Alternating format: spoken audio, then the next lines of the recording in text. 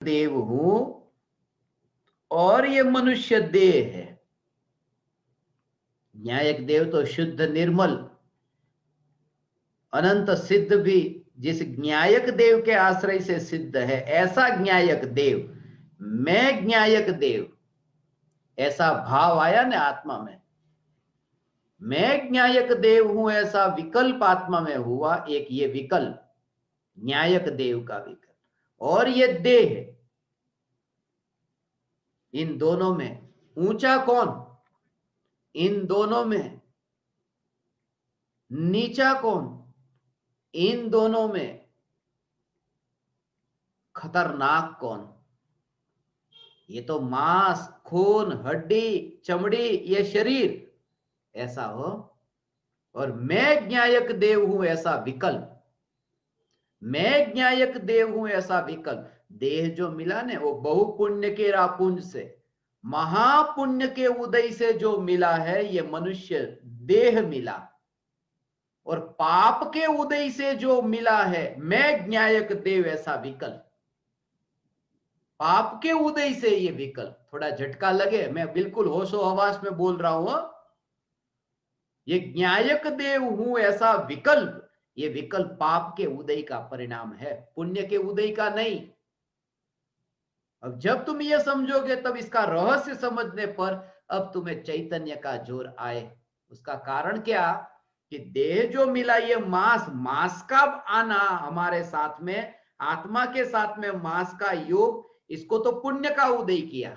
ऐसा पुण्य का उदय कहा कि बहु पुण्य केरा पुंज थी,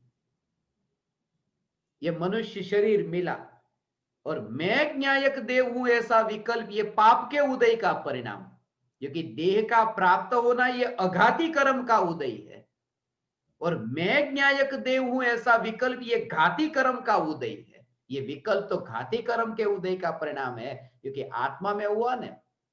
अघाती कर्म तो बाहर में संयोग में घटित होते हैं, यहां भाव जो आत्मा में हुए वो तो घाती कर्म के उदय का परिणाम है। और घाती कर्म जो है वो तो घाती कर्म की सभी प्रकृति पाप प्रकृति होती है। इसलिए जितने भी शुभ भाव आत्मा में उत्पन्न होते हैं वे सभी शुभ भाव, अशुभ भाव तो आ ही गए, मगर अशुभ भाव के साथ में शुभ भाव भी पाप का ही उदय होता है, पुण्य का उदय नहीं होता। समोसरण में महावीर भगवान का योग, ये महावीर भगवान का योग जो है वो महावीर भगवान का योग ये पुण्य का उदय, ये पुण्य के उदय का परिणाम। मगर महावीर भगवान के प्रति भक्ति का भाव ये पाप के उदय का परिणाम है। जब मैं न्यायक देव हूं ये विकल्प भी पाप के उदय का परिणाम, उसको पाप के उदय का परिणाम क्यों कहा, उसको इतना खतरनाक कहा? इसलिए क्योंकि मैं न्यायक देव हूं ऐसा विकल्प यदि है तो न्यायक की अनुभूति नहीं होगी। शरीर यदि पड़ा रहा पास में तो अनुभूति नहीं केवल ज्ञान भी हो जाएगा। ये शरीर इतना खतरनाक नहीं है जितना मैं न्यायक देव हूं ऐसा विकल्प खतरनाक है। केवली भगवान को, अरियन भगवान को शरीर है, ये शरीर है मगर शरीर बाधक नहीं बनता। और मैं न्यायक देव हूं ऐसा जो विकल्प है, ये विकल्प भी केवल ज्ञान के लिए नहीं आत्मज्ञान में बाधक बनता है। इसलिए ये पाप के उदय का परिणाम है, ये पाप के उदय का परिणाम। मैं न्यायक, इसलिए मैं ज्ञान दीपक से ये कहता हूं कि हे ज्ञान दीपक, तत्व विचार में विकल्प पर जोर नहीं, सिर्फ न्यायक की सत्ता पर, ऐसा जोर जो लक्ष्य है न्यायक पर। फिर परिणामों की फिक्र मत करना। मैं न्यायक देव, मैंने दुख नहीं भोगा, मैंने दुख नहीं भोगा, ऐसा मैंने दुख नहीं भोगा कि जो अतीन्द्रिय सुख को नहीं भोगता, अनंत सुख को नहीं भोगता, अव्याबाद सुख को नहीं भोगता, वह दुख को कैसे भोगे? उस सत्ता के आश्रय से जब तुम निकट जाओगे, आत्मा को पूरा लोगे ना, ऐसा द्रव्य गुण पर्याय सही, तो उसमें तो सुख भी भोगा, दुख भी भोगा, जन्म भी हुआ, मरण हुआ, तीन लोक के प्रत्येक प्रदेश पर जन्म मरण हो गए, पंच परावर्तन हुए, चार गति के चक्कर काटे, ये सब बातें आएगी।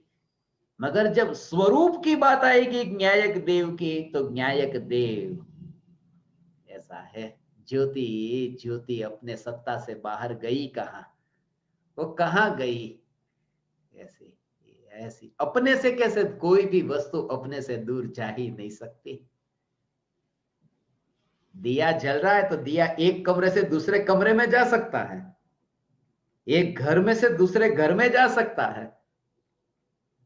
दिए की ज्योति जो डोल रही है वो हवा के निमित्त से यहां वहां डोल सकती है, मगर वो जो ज्योति है वो ज्योति से दूर कहां जाएगी?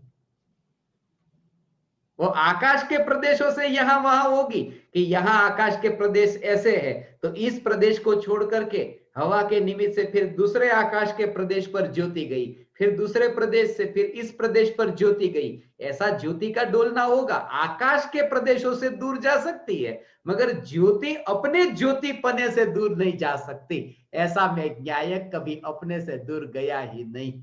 ऐसा जब श्रद्धा में आया कि वही न्यायक का दर्शन हुआ।